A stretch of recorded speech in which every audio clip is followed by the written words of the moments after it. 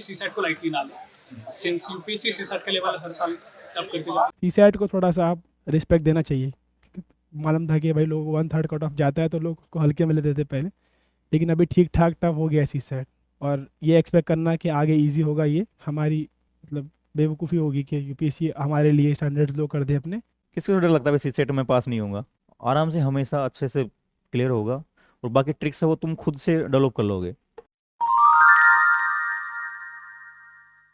और इस एग्ज़ाम के लिए जो नए कैंडिडेट अभी प्रिपरेशन स्टार्ट कर रहे हैं उनको आप क्या कहना चाहेंगे?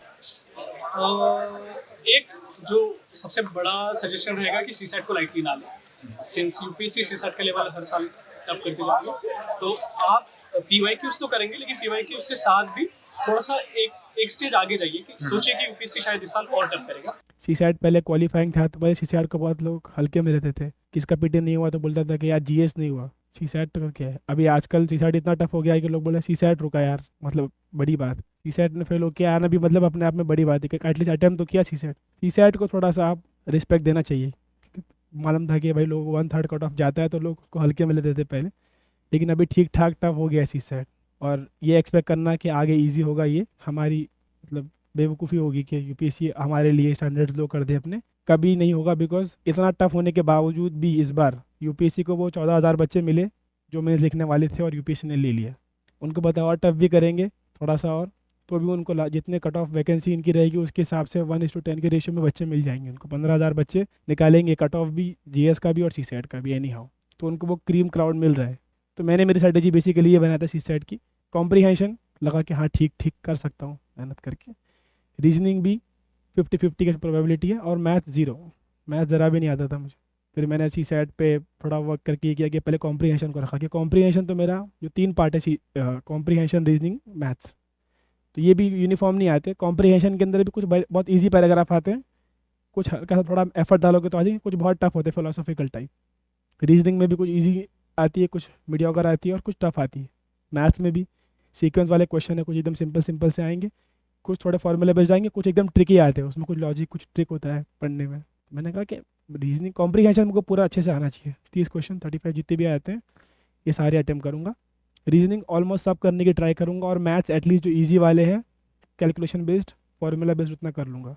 तो कॉम्प्रीहेंशन की मैंने पूरी लिस्ट निकाली, उसमें जो होता है क्रक्स, मैसेज, अजम्पशन, इन्फरेंस, उन सब की लिस्ट बनाई एक कि कितने कीवर्ड, तो 16 कीवर्ड्स मुझे मिले कि ये 16 कीवर्ड्स पैसेज के नीचे अटैच होते हैं यूपीएससी के। ये सबको गूगल करके मतलब निकाला, और सबका डिफरेंस मतलब लिखा कि इसका मतलब अगर ये एक ही सेम पैराग्राफ में अगर अजम्पशन हटा के ये लिख दूंगा मैं इन्फरेंस, तो आंसर क्या था चेंज हो जाएगा।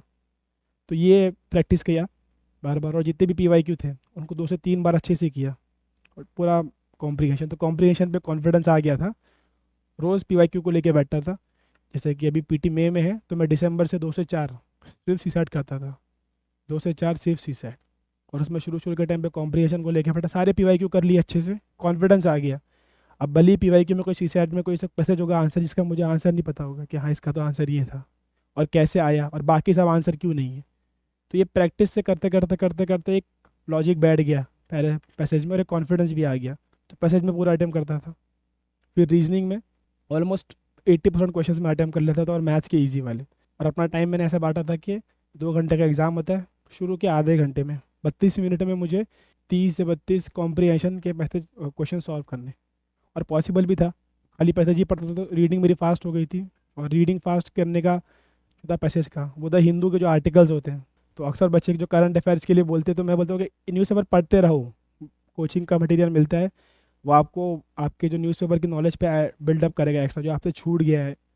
लेकिन जो न्यूज़पेपर पढ़ने की हैबिट होती है ना, खास करके एडिटोरियल्स वगैरह, ये कॉम्प्रीहेंशन में बहुत हेल्प करते हैं आपको, बिकॉज आप आंखों से पढ़ते रियल टाइम कॉम्प्रीहेंड करते हो।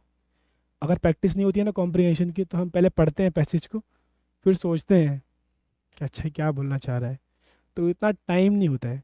सीसैट ऐसा नहीं है कि बहुत टफ होता है, अगर 4 घंटे देंगे सेम पेपर के लिए तो आधे से ज़्यादा बच्चे निकाल लेंगे सीसैट, लेकिन वो टाइम कंस्ट्रेंट की वजह से दिमाग काम नहीं करता। तो जो द हिंदू की रीडिंग थी पैसे एडिटोरियल्स वगैरह की, वो मुझे फास्ट रीडिंग करने में मैंने डेवलप कर लिया था। तो पहले आधे घंटे में 35 मिनट तक लगते थे, सारे कॉम्प्रीहेंशन कर लूँगा। फिर और बाकी नेक्स्ट हाफ आवर में जितनी भी रीजनिंग होती है, ऑलमोस्ट अगर 30 क्वेश्चन आए रीजनिंग के या 25 क्वेश्चन आए, तो एटलीस्ट 17-18 तो मैं कर लेता था, और मैथ्स के 5 मैक्सिमम। फिर बाकी टाइम सोच के थकता था जुगाड़ के भाई एक क्वेश्चन में कैलकुलेशन वाला इन्वॉल्व है। तो अभी भी मुझे याद है कि एक टाइम पे क्वेश्चन आया था कुछ 19 या 20 में, वो 10x इंटू कुछ तो आया था बहुत बड़ा, इंटू इंटू करके 8-10 वो थे, और उसमें था कि इस x के जगह पे क्या नंबर आएगा। तो मैंने पूरा प्रॉपर पीछे पेज पे उसको मल्टीप्लाई किया था बैठ के सोर्सेस, क्योंकि बाकी आते नहीं थे और मुझे पता था कि रीजनिंग मुझे इतना ही आता है। तो मैंने स्ट्रेटेजी डेवलप कर लिया था मेरी कि मैंने पैसेज पूरे कर लिया है, रीजनिंग भी पूरी कर लिया, मैथ्स में कैलकुलेशन वाले सब मुझे आने ही चाहिए। तो मैं उस पर एफर्ट लगाता था, फॉर्मूले वाले देखता नहीं था कि इतना अच्छा नहीं है फॉर्मूले में, कुछ कुछ थे जो परम्यूटेशन कॉम्बिनेशन वो थोड़ा बहुत आता था। तो वो स्ट्रेटेजी डेवलप करने की वजह से अगर कट ऑफ 66 आ रहा है यूपीएससी का, तो मुझे 80, 82 मतलब इतना मार्जिन में मार्क आते थे, 85 से लेके 90 तक के बीच में भी, मतलब एक सेफ रहता था कि इतना मुझे आना चाहिए। सी सैट जबकि बहुत, एक बार मेरा रुका था 2019 में, सेकेंड अटेम्प्ट में मेरा सी सैट रुका था, तो मुझे डर था कि भाई ये एग्ज़ाम में थोड़ा सा डर था इसका। तो मैंने क्या किया था कि मेरे लिए जो टाइमिंग होगा सी सैट का वो 1.25 घंटे का होगा प्रैक्टिस में, टेस्ट जब देता था, और कट ऑफ मेरा था 80 मेरे लिए। ठीक है, अगर 80 से कम आया तो मैं अपने आप को फेल मानता था, और 80 के ऊपर अगर 85 82 आया तो मतलब हाँ ठीक है पास। और टाइमिंग लगाया था 1.25 घंटा बस प्रैक्टिस करने के लिए, और ये दिसंबर से लेके मैं पीटी के एक हफ्ता पहले तक करता था प्रॉपर, बिकॉज डर बढ़ जाता है कभी नहीं होता है। और आज भी सीसैट को उतना ही इंपॉर्टेंस देना चाहिए, मतलब अगर निकालना है तो कितना भी अच्छा तैयार हो, मीन्स मौका नहीं मिलेगा तो यू कांट प्रूव देम क्या कितना आपका तैयार है। तो सीसैट का जो एक प्रॉब्लम है वो प्रैक्टिस से सॉल्व हो जाता है, बच्चे निकालते हैं। अपनी स्ट्रैटेजी डेवलप करो, कैसे डेवलप कर पाओगे, पीवाई की सॉल्व करो सीसैट के प्रॉपर पूरे 80 क्वेश्चन सॉल्व करो, थोड़ा टाइम लगा के, एक्स्ट्रा 2-3 घंटा लग रहा है तो कोई मसला नहीं, सारे क्वेश्चन सॉल्व करो 80, आपको मालूम पड़ जाएगा कि आपका वीक एरिया कौन सा है, कि आपका किसी का मैथ अच्छा होता है, रीजनिंग अच्छी होती है, पैसेज खराब होता है। तो आपने पूरा पीवाई क्यू सॉल्व कर लिया 10 साल के, फिर आप देख लो कि किस में ज़्यादा कंफर्टेबल थे किस में नहीं थे। जिसमें कंफर्टेबल नहीं हो उसको प्रायोरिटी दे के सॉल्व करो। 3 पार्ट में से एटलीस्ट 2 पार्ट आपके एकदम परफेक्ट होना, और एक पार्ट एटलीस्ट थोड़ा ऊपर नीचे चल जाता है।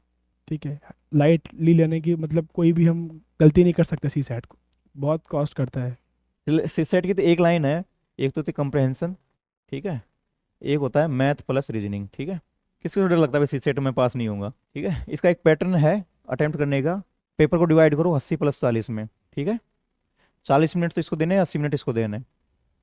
ठीक है, और प्रैक्टिस करना स्टार्ट कर दो, इसको ज़्यादा प्रैक्टिस करो कंप्रहेंशन की। ठीक है, इसके 28 क्वेश्चन, 25 से 28 क्वेश्चन आते हैं, तो पहले अटेम्प्ट करो छांट के कंप्रहेंशन के।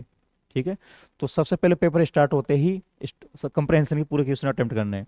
ओके, एक क्वेश्चन छोड़ना, और यूज प्रैक्टिस ऐसे करो कि इसको 40 मिनट में सोल्व कर लो। ठीक है, हो जाएंगे, क्योंकि उसमें सिंपल सिंपल तो नहीं आते, लेकिन ऐसा है कि हर क्वेश्चन 2 मिनट में सोल्व हो जाता है, 2 या फिर 1.5 मिनट, कोई क्वेश्चन तो 1 मिनट में सोल्व हो जाता है। तो 40 मिनट या चलो 50 मिनट दे देते हैं इसको। ठीक है, बचे 70 मिनट्स। तो 70 मिनट्स में ये जो सेक्शन है रीजनिंग वाला, इसमें से जो सबसे हल्के क्वेश्चंस है, ठीक है, जो इजीली हो रहे हैं, तो वो अटेम्प्ट कर लो। तो 20 क्वेश्चन हल्के तो मिल ही जाते हैं, 20 क्वेश्चंस, तो टोटल अपने हुए 28 + 20 48। बस ये पैटर्न फॉलो करना है। ठीक है, पहले कंप्रहेंशन अटेम्प्ट करना है, इसके 28 क्वेश्चन पूरे सोल्व करने हैं, एक भी क्वेश्चन नहीं छोड़ना। ठीक है, और प्रैक्टिस करो। इससे बढ़िया है कि जो रीजनिंग और मैथ में जो सिंपल क्वेश्चन है वो अटेम्प्ट कर लो। तो 20 क्वेश्चन तो बहुत सिंपल आते ही हैं। ठीक है, तो 28 + 20 तो 48 हो गए। 48 में आराम से 100 के पास आसपास मार्क्स हमेशा आते हैं। इस बार जो 2023 में जो बच्चे फेल हुए हैं सीसेट में, उसका पीछे रीजन ये रहा है, रीजनिंग और मैथमेटिक्स।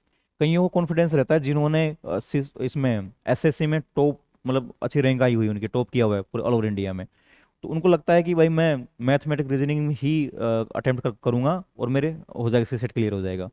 लेकिन ये ऐसा डोमेन है जिसको बहुत हार्ड बनाया जा सकता है। ठीक है, मैथमेटिक्स के क्वेश्चंस इतने हार्ड बनाए जा सकते हैं जिसका कोई वो नहीं है। तो तुम अगर इस पे फोकस करोगे और इसको स्टार्ट कर दिया गलती से पहली बार में, एक चीज़ और चलती है मैथमेटिक्स में, हम खो जाते हैं मैथमेटिक्स क्वेश्चन करते टाइम पे। ठीक है, तो कोई क्वेश्चन है, मान लो प्रोबेबिलिटी का क्वेश्चन है, और हमें आती है प्रोबेबिलिटी अच्छी खासी, कोई इशू नहीं है, पढ़ रखा है। ठीक है, तो इसमें अपना ईगो के चक्कर में भाई मुझे क्वेश्चन सोल्व करना ही है, उसी चक्कर में 10 मिनट लग जाते हैं, एक क्वेश्चन में 10 मिनट, तो तुम्हारे पास टाइम ही नहीं बचता एंड में जाके। ठीक है, तो पहले इसको सोल्व करो, 28 क्वेश्चन ये करो, बाद में इसमें जो सिंपल क्वेश्चन है, क्योंकि इसमें टॉपर नहीं करना, टॉप करना ही नहीं है इसमें, ये मान के चलो इसमें हमें पास करना है जस्ट। ठीक है, तो ये पैटर्न फॉलो करो, 28 क्वेश्चन पहले, और इसमें जो सिंपल क्वेश्चन है वो, ठीक है, ईगो को साइड में रखो और सिंपल क्वेश्चन पहले सोल्व करो, हमेशा सीसेट निकलेगा आराम से। ठीक है, यूजुअली जैसे वर्क एंड टाइम के क्वेश्चंस हैं, कोई सीरीज के क्वेश्चंस हैं, वो इजीली हो जाते हैं, या फिर जो ग्राफ के क्वेश्चन है, जैसे पिलर्स के क्वेश्चन आते हैं, वो ठीक है, वो इजीली हो जाते हैं, तो उनको पहले अटेम्प्ट कर लो, नहीं तो पता नहीं चलता 15 से 20 मिनट, क्योंकि हम खो जाते हैं मैथमेटिक्स में, यूजुअली यही होता है कि क्वेश्चन स्टार्ट किया तो पता नहीं चलता 10 मिनट कैसे हो गए। तो इसका एक पैटर्न है, ये फॉलो करो बस, और कुछ नहीं, इसका कोई फॉर्मूला है ही नहीं। ठीक है, तो जो मैंने तुम्हें बताया कि जितने सेक्शंस है इसके यूपीएससी के प्रीलिम्स के, ठीक है, तो सेम चीज़, जो वही चीज़ फॉलो करनी जो मैंने बताई है, आराम से हमेशा अच्छे से क्लियर होगा। और बाकी ट्रिक्स है वो तुम खुद से डेवलप कर लोगे। मैंने कई चीज़ें तो नहीं बताई इसमें, क्योंकि वो क्वेश्चंस दिखता सामने तो मैं बता पाता कि हाँ इसमें ये ट्रिक यूज़ की, इसमें मैंने ये ट्रिक। आराम से 50 क्वेश्चन तुम्हारे ट्रिक से ही होंगे।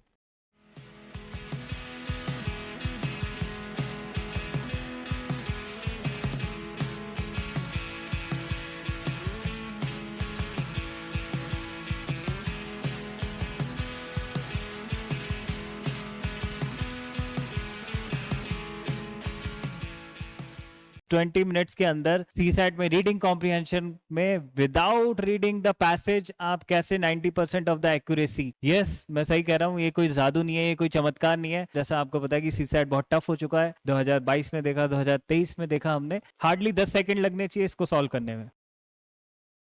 हेलो फ्रेंड्स, आज हम देखने वाले हैं कि कैसे आप बनो आईएएस के द्वारा 20 मिनट के अंदर जो सिखाए गए टिप्स हैं उसके आप कैसे सीसैट के मास्टर बन सकते हैं, कैसे आप जस्ट 20 मिनट्स के अंदर सीसैट में रीडिंग कॉम्प्रिहेंशन में विदाउट रीडिंग द पैसेज आप कैसे 90% ऑफ द एक्यूरेसी।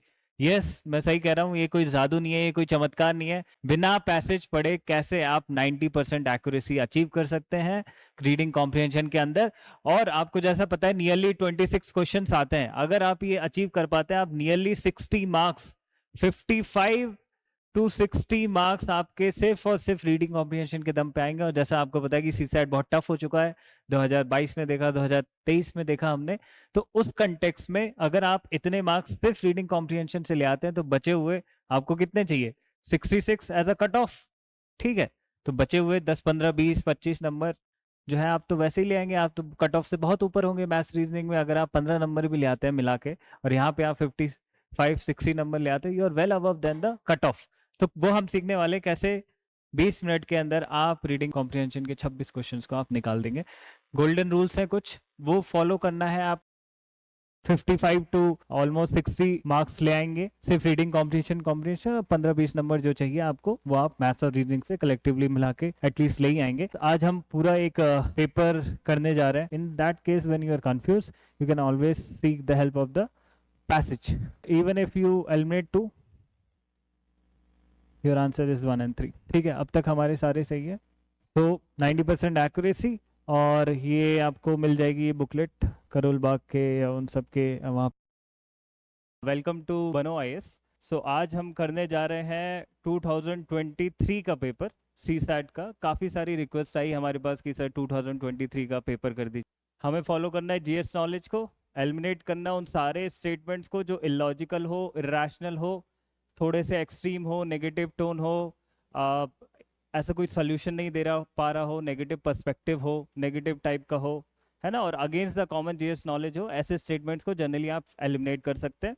आपके आंसर्स कौन से होंगे, वो स्टेटमेंट जिसमें थोड़ा सा ब्रॉड पर्सपेक्टिव है, ब्रॉड सोल्यूशन है, सोल्यूशन ओरिएंटेड है, फ्यूचरिस्टिक है और जीएस नॉलेज के हिसाब से लॉजिकल है, रैशनल है, वो सारे स्टेट्समेंट ज़्यादातर आपके वही आंसर होंगे। और हम बात कर रहे हैं 90% एक्यूरेसी की।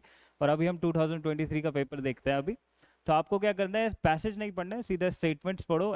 Major pillar of golden rule is basically the GS knowledge, so the which is negative perspective, which of negative tone, which is something is a solution but a very narrow solution, so such things are usually eliminated. So